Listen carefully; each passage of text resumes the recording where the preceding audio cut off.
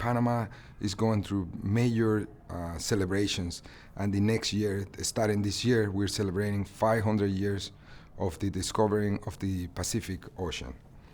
So this started to get into this mode. I started to sort of like making a film in my mind, and I came out with this. There's a whole road called Camino de Cruces, which is a crossroad.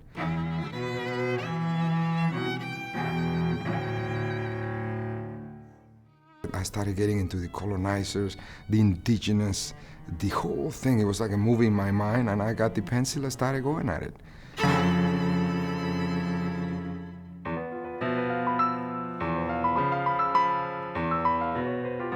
This commission was conceived in discussions with the Cecilia Quartet and myself, and then we approached Danilo. Once the project was set to go, then we presented it to Bryan. Well, I'm not a musician. I'll never make music, but new music's important to me. It's exciting when new pieces are created. So being involved in a commission is a way that I can support the creation of new music without being able to do it myself.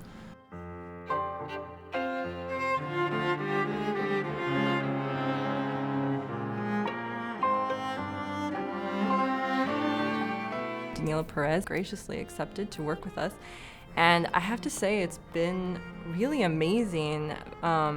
We don't do very much music like this, and to meet someone else who is so musical but in such a different way than you is really stimulating and inspiring.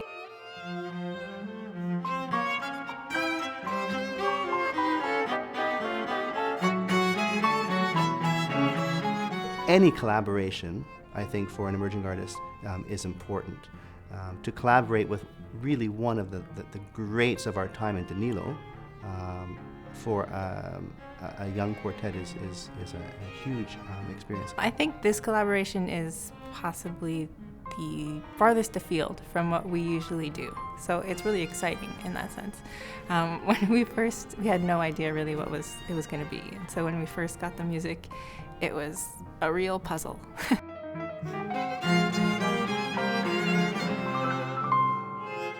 Well, I'm trying to melt this world that I'm fascinated by between classical, jazz, Latin, and now adding a new element, folkloric elements from my country. There's a whole section where the violins are doing a pizzicato, and they're playing with each other, and that's trying to resemble a gathering of indigenous cunas in Panama.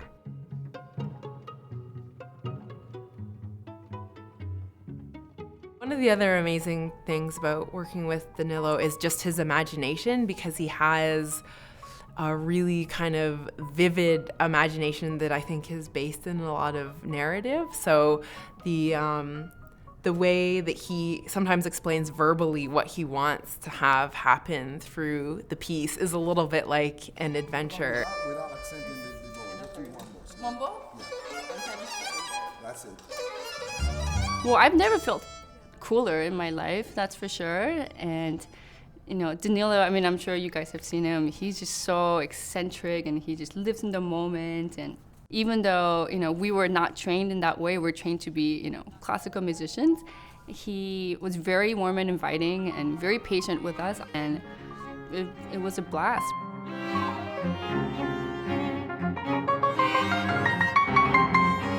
You get a concert at Koerner Hall, it's a big deal now. Koerner Hall is the place where everybody plays, whether it be Danilo, whether it be Yo-Yo Ma, Andras Schiff. The greatest artists of our time are on that stage. So when you're presented by the Royal Conservatory on Koerner's stage, it has real power behind it that people recognize. So we were thrilled that Mervang was behind the idea of this Banff Centre commission being realized on the stages of the Royal Conservatory.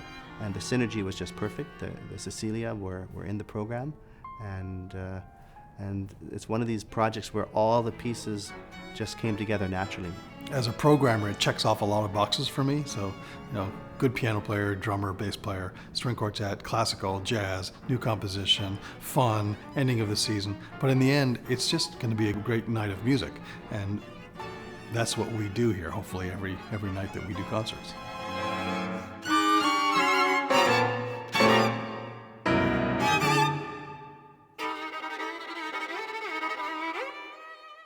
I had a tremendous pleasure working with the Cecilia String Quartet, and I hope that this sets the precedent for other classical musicians to continue on this road where improvisation and written music has no boundaries.